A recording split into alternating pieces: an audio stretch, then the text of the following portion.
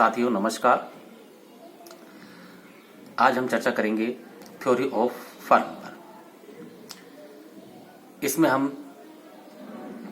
दो टॉपिक लेंगे। पहला प्रोडक्शन फंक्शन अर्थात उत्पादन फलन, और दूसरा लॉ ऑफ वेरिएबल प्रोपोर्शंस परिवर्तनशील अनुपातों का नियम। पहले हम चर्चा करते हैं उत्पादन फलन पर। क्या होता है ये उत्पादन फलन? उत्पादन फलन उत्पादन की मात्रा और उत्पादन के साधनों के बीच गणितीय,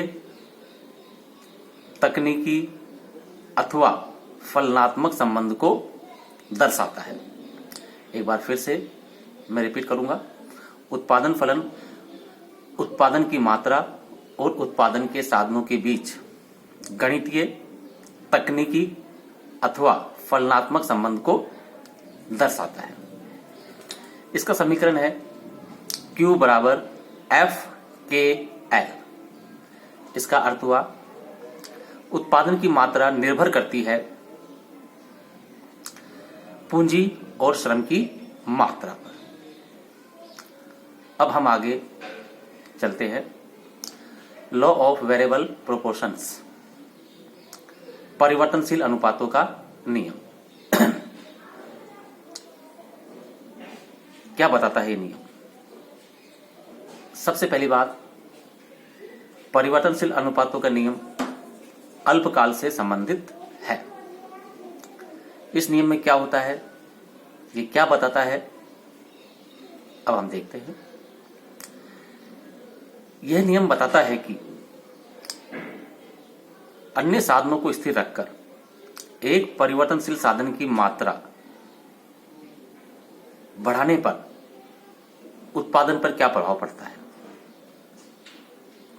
आगे ये बताता है कि यदि अन्य साधनों को स्थिर रखकर एक परिवर्तनशील साधन जैसे श्रम की मात्रा को बढ़ाया जाए तो पहले श्रम की सीमांत उत्पत्ति और आगे चलकर श्रम की औसत उत्पत्ति घटने लगती है। एक बार मैं फिर कहूंगा, यदि अन्य साधनों को स्थिर रखकर एक परिवर्तनशील साधन जैसे श्रम की मात्रा को बढ़ाया जाए तो पहले श्रम की सीमांत उत्पत्ति और आगे चलकर श्रम की औसत उत्पत्ति घटने लगती है। अब बात करते हैं इस नियम की मान्यताओं पर। पहली मान्यता, यह अल्पकाल से संबंधित है। दूसरा, अन्य साधनों को स्थिर रखकर केवल एक साधन की मात्रा बढ़ाई जाती है। श्रम की सभी इकाइयां सजातीय हैं। श्रम की सभी इकाइयां विभाज्यपूर्ण हैं। अब हम आगे बात करते हैं। यदि अन्य साधनों को स्थिर रखकर एक परिवर्तनशील साधन जैसे कि श्रम की मात्रा बढ़ाई जाती है तो हमें तीन अवस्थाएं प्राप्त होती हैं। पहली अवस्था वर्धमान प्रतिफल की अवस्था, दूसरी अवस्था ह्रासमान प्रतिफल की अवस्था, तीसरी अवस्था ऋणात्मक प्रतिफल की अवस्था। अब हम बारी बारी से इन तीनों अवस्थाओं के बारे में अध्ययन करें। पहली अवस्था वर्धमान प्रतिफल की अवस्था। यह अवस्था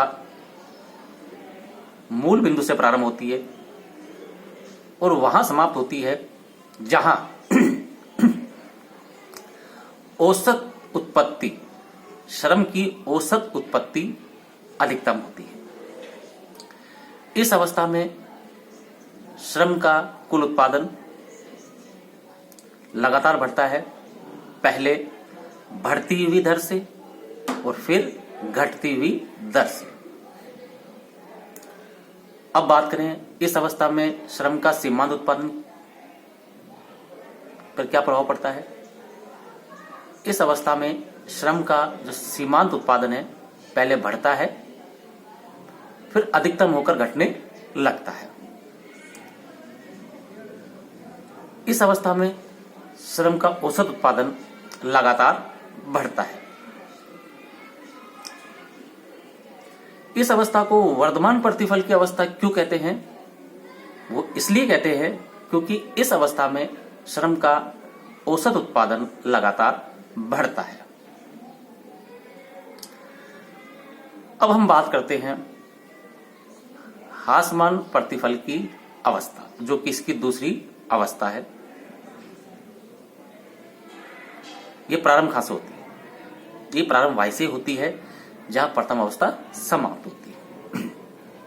यह अवस्था वहां प्रारंभ होती है जहां श्रम का औसत उत्पादन अधिकतम होता है, और वहां समाप्त होती है जहां श्रम का सीमांत उत्पादन शून्य होता है। इस अवस्था में कुल उत्पादन बढ़ता है और अधिकतम बिंदु को प्राप्त हो जाता है। इस अवस्था में सीमांत उत्पादन घटता है और शून्य को प्राप्त हो जाता है।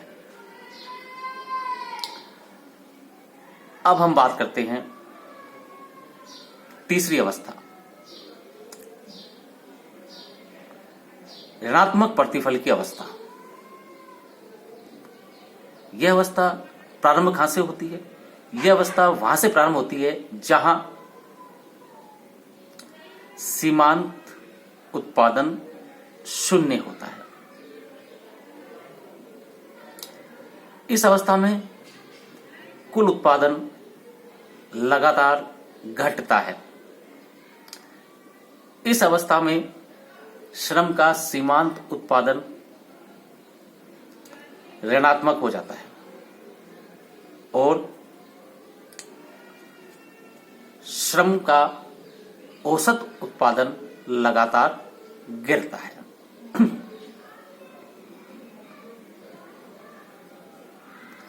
तो ये थी हमारी परिवर्तनशील अनुपातों के नियम की तीनों अवस्थाएं।